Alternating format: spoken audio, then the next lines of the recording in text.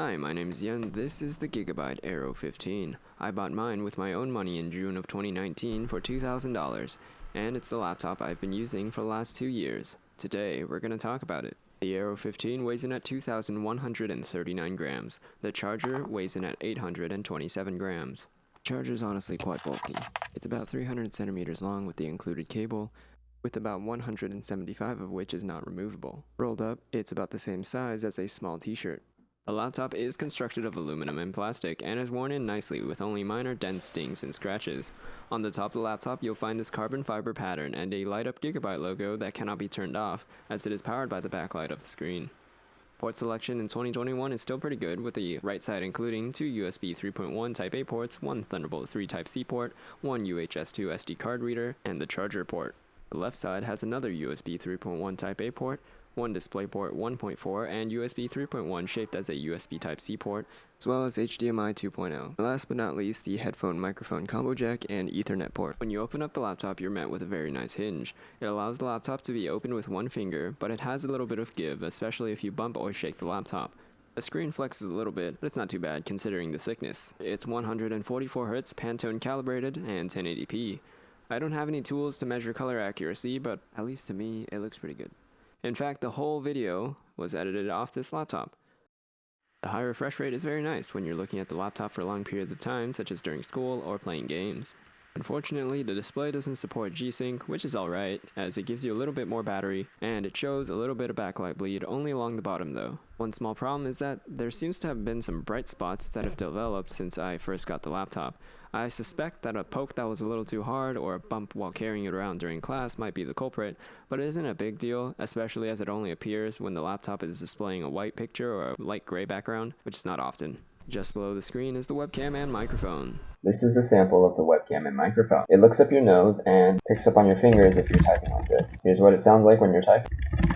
And this is a comparison between a fancy camera and a fancy microphone in the same room at a similar angle. In exchange for the odd angle though, you get some pretty thin bezels, and these also give the laptop a smaller footprint compared to other 15.6-inch laptops. Just below the camera is the power button, which does glow when the laptop is on, a nice small detail. I used to do most of my classwork and some of my homework on this computer, so the keyboard was also pretty important. Of course, it's RGB and can be controlled in the creatively named Gigabyte Control software. Honestly, it's not that great and has very limited control of the lights, so while customizing the color is a little bit difficult with the software, brightness on the keyboard itself is not an issue. Personally, I'm very happy with the presets the laptop ships with. You can change the speed and style of lighting by holding FN and pressing the arrow keys, something I accidentally found out mashing the keyboard for fun. The preset I use the most is definitely fade on key press. Subtle, but keeping the lights on. However, one thing is that you expose your passwords if you type them in, so that's just something to keep in mind. The keyboard looks cool and stays cool even when the laptop is under load. It only heats up near the rarely pressed number keys and F keys, which is more than good enough in my opinion.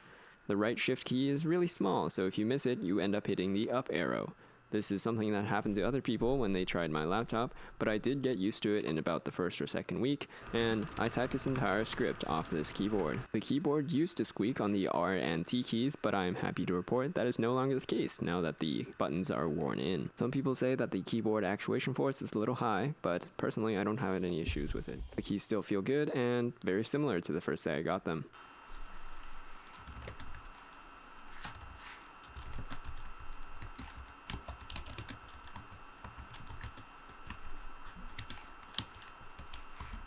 Just below the keyboard is the trackpad, and because setting up a mouse is a pain sometimes, the trackpad is also important in daily use. Fortunately, it is accurate and tracks gestures with precision and accuracy, probably because of the Windows Precision drivers. Overall, I'm very satisfied with the trackpad and have no complaints, though it could be a little bigger.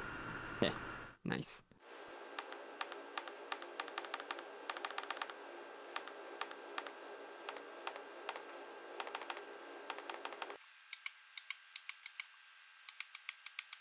Flipping over the Aero, you'll find the 94 watt-hour battery. The battery life for the Aero 15 is good, if not a little short. It can last throughout an entire school day, as an overkill web browser, using Google Chrome, watching videos, and typing notes. This lasts me about 5 hours of class with the screen at about 40% and ends the day with around 20 or 30% battery. Video editing using Premiere Pro drains about 30% an hour, which isn't bad. However, using the combination of video editing and taking notes cuts the battery life really close in a normal school day, with the battery dying or ending around 10%. I highly recommend you uninstall the AI control software or whatever that comes with the Aero 15, because all it did for me was decrease the battery life for some reason. Since reinstalling Windows, it seems to have taken care of the problem. My Aero 15 has an i7-9750H and an RTX 2060. A 512GB NVMe M.2 SSD from Intel is included from the factory, along with 16GB of 2066 Samsung RAM, which is expandable up to 32GB. The Wi-Fi chip included has Bluetooth 5.0, and there's another expansion slot for a second M.2 drive that supports both NVMe and SATA.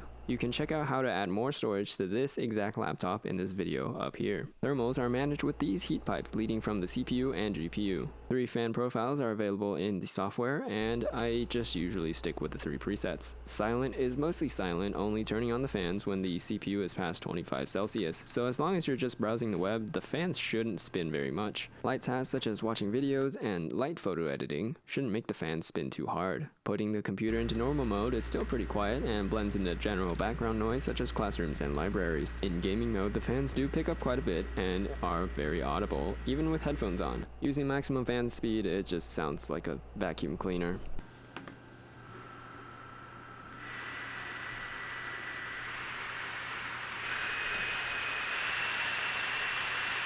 As I mentioned before, the keyboard is relatively comfortable and doesn't get too warm, but the laptop itself is way too hot to use on the lap. Web browsing is tolerable in cold weather, keeping your legs warm, but playing a demanding game or video editing, the bottom burns quite a bit, especially when you're touching bare skin, which could be uncomfortable. The CPU maxes out at about 90 degrees under load, and so does the GPU. While that does seem a little high, that's the price you pay for such a thin and light laptop, and I find cranking the fans, doing anything of that sort, doesn't really help. The speakers are quiet and underwhelming, especially for such an expensive laptop. They are clear, but they are a little bit lacking in bass, and while they're good enough for some background music while you're doing your homework, if you're doing anything more serious such as video editing or playing games, you definitely want some headphones. Speaking of video editing, the Aero 15 does pretty good. I have multiple layers in the timeline, and the Aero 15 has no problem handling that. As expected, it rarely drops frames in full or half resolution at 4K, and quarter resolution plays back pretty well. Of course, you could try the proxy workflow, which does improve the playback even more. Sometimes, for short videos, I don't think that's necessary. This video was exported in the YouTube 4K preset using Adobe Media Encoder from 2019, and it exported in this amount of time. This is a graph that I made to show the performance of the laptop on battery. You start at 100% while you're charging, and as soon as you unplug it, you dip to around 85% of the performance, and decreases until you hit about 50% battery. And I found that below 30%, your game become unplayable, stuck at about 20 FPS while the laptop fights for its life. All games were tested with the laptop plugged in and the gaming fan profile. I chose to run the games at 1080p in a room at about 27 Celsius or 81 degrees Fahrenheit. The tests were conducted with the NVIDIA drivers 465.89, and finally I chose to use the highest settings in each game to show a worst case scenario. Of course, you can turn down the settings for a slightly higher frame rate like I do. Here's what the performance looks like.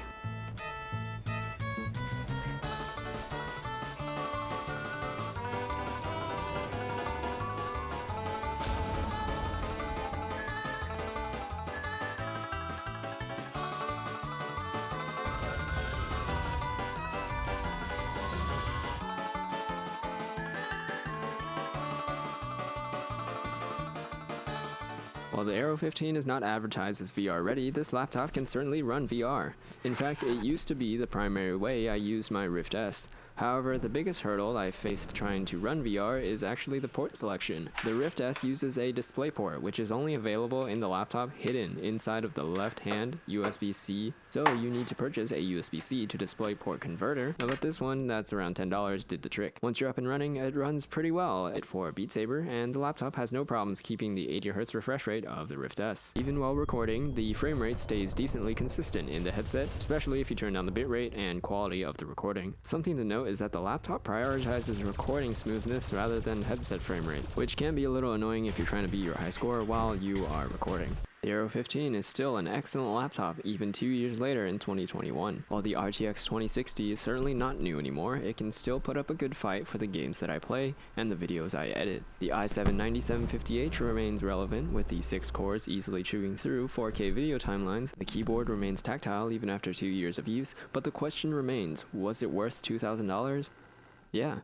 I'm not saying you need to go out and spend this much on a laptop. You can easily get similar levels of performance for 3/4 of the price, and if you want even better price to performance, you can get a desktop, which at half the price sometimes can outperform the laptop. But what you're paying for is a well-rounded laptop, something that is thin while still having decent hardware, and you get a good keyboard, as well as a higher refresh rate screen that's also color accurate. If you're getting an expensive laptop, I'm sure you won't regret it. So in the end, it's up to you. In my experience, this expensive laptop has served me well for 2 years, and I predict many more years to come. If you liked the video, press the like button. If you want to see more, press the subscribe button. And don't forget to hit the little bell notification, as it's like a little private message every time I upload.